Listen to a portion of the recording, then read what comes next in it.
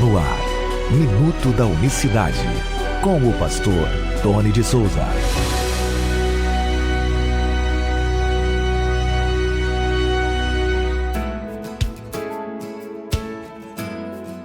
Olá, queridos, graça e paz da parte do nosso grande Deus e Salvador, Jesus Cristo. Hoje é quarta-feira, 22 de abril de 2020.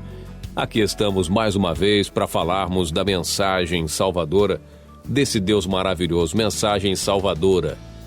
Por que salvadora? Porque a salvação, segundo Jesus Cristo, o próprio Deus falando, orando pelos seus discípulos, ele diz que a vida eterna é esta, que conheçam a ti como o único Deus verdadeiro e a Jesus Cristo a quem enviaste. Você vai ver aí nos vídeos deste canal no YouTube que você vai ver, esses dias mesmo, semana passada, a gente colocou esse tema da oração de Jesus, João 17, verso 3. Está aí, está até com um bannerzinho amarelo no YouTube, você vai achar rapidinho esse tema.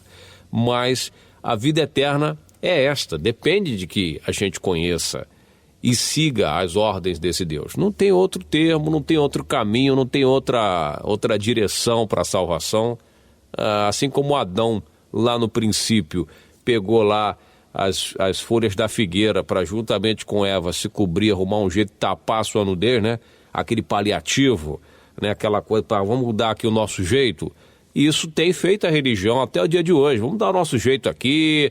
Não, vocês, pela graça sois salvos, então vamos deturpar isso aqui, a gente vai deturpar isso aqui. E é o seguinte, entendeu? Vamos lá, vamos deixar tocar o barco, é salvação que é o problema? Você já está salvo já e vamos que vamos. E não é assim, não é assim. Ele falando com Nicodemos, tu és doutor em Israel, tu és mestre em Israel e não sabe dessas coisas, que tem que nascer de novo, da água e do Espírito, tem que nascer de novo. Que às vezes o cara acha que é mestre, que é doutor e ele pode distribuir salvação gratuitamente à sua maneira, ao seu jeito, E vamos que vamos. Então nós voltamos aqui ao tema falando sobre isso que os teólogos defendem. Quando você vai apertando o camarada com a palavra de Deus, voltando aqui ao tema que a gente está abordando essa semana, falávamos disso ontem, desse batismo falso, desse batismo trinitariano, desse batismo que foi elaborado do próprio inferno, do próprio coração de Satanás, porque na Bíblia não está. E se não está na Bíblia, alguém colocou lá. E se colocaram lá, colocaram com alguma intenção. É isso mesmo, já está mais que provada a estratégia trinitariana de se estabelecer um dogma antibíblico, um dogma equivocado, um dogma errado, um dogma diabólico, e eu não tenho medo de dizer e de arrumar problema com quem quer que seja. Se eu tivesse, eu não seria servo de Cristo. É um dogma diabólico, veio diretamente do coração de Satanás, do príncipe deste mundo, para deturpar todo o trabalho que fizeram os apóstolos e profetas que anunciaram o eterno como o único Deus verdadeiro. Então, portanto, esse batismo trinitariano veio do mais negro labirinto do coração diabólico mesmo, para poder levar cativo, levar preso, levar para o inferno aqueles que depositarem, infelizmente, fé nesse batismo. Pastor Tony, entre a ordem de Jesus e o que fez Pedro, eu prefiro ficar com a ordem de Jesus. Eu prefiro ficar, se ele mandou batizar em nome do Pai, do Filho e do Espírito Santo, não me importa o que fez Pedro, não me importa o que fez apóstolo Paulo, não me importa o que fez João, não me importa o que fez... Não, isso aí é um pensamento todo torto seu, todo equivocado seu.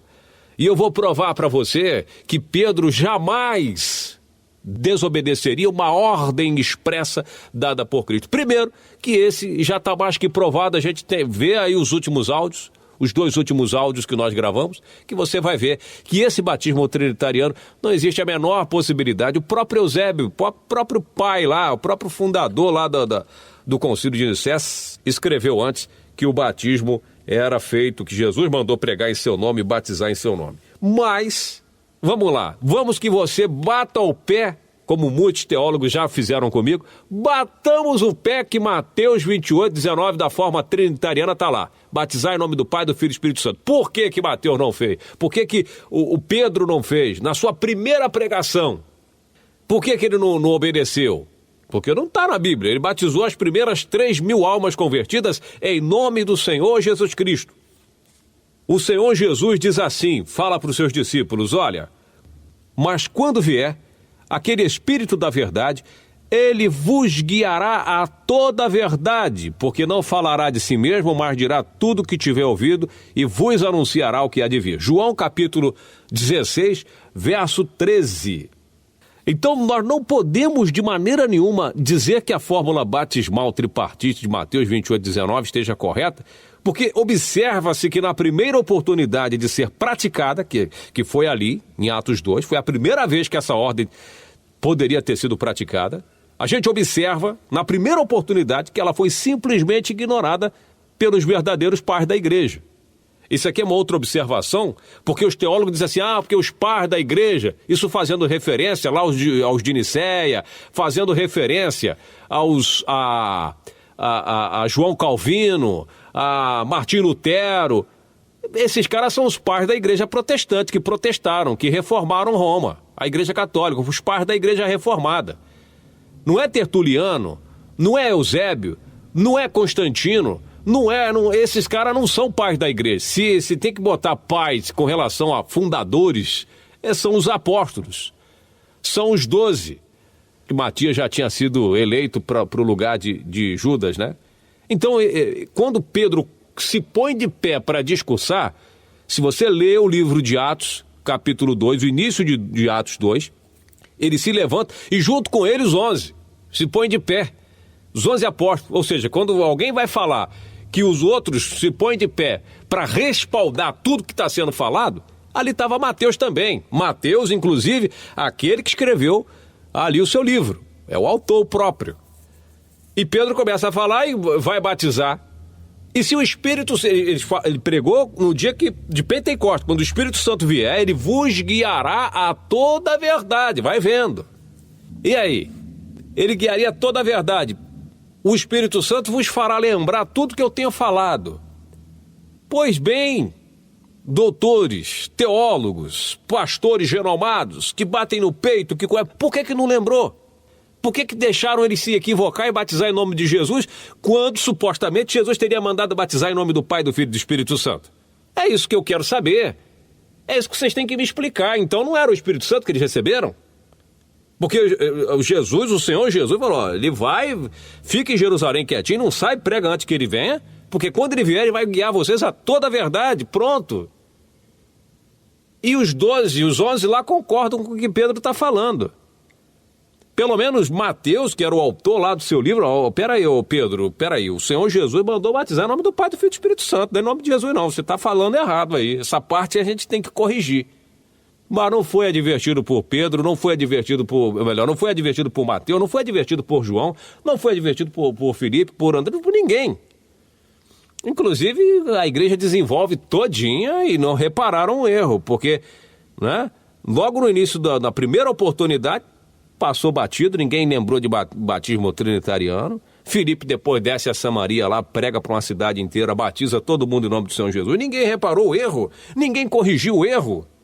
E por que a igreja primitiva batizava em nome do Senhor Jesus e você hoje, pastor, batiza em nome do Pai, do Filho e do Espírito Santo?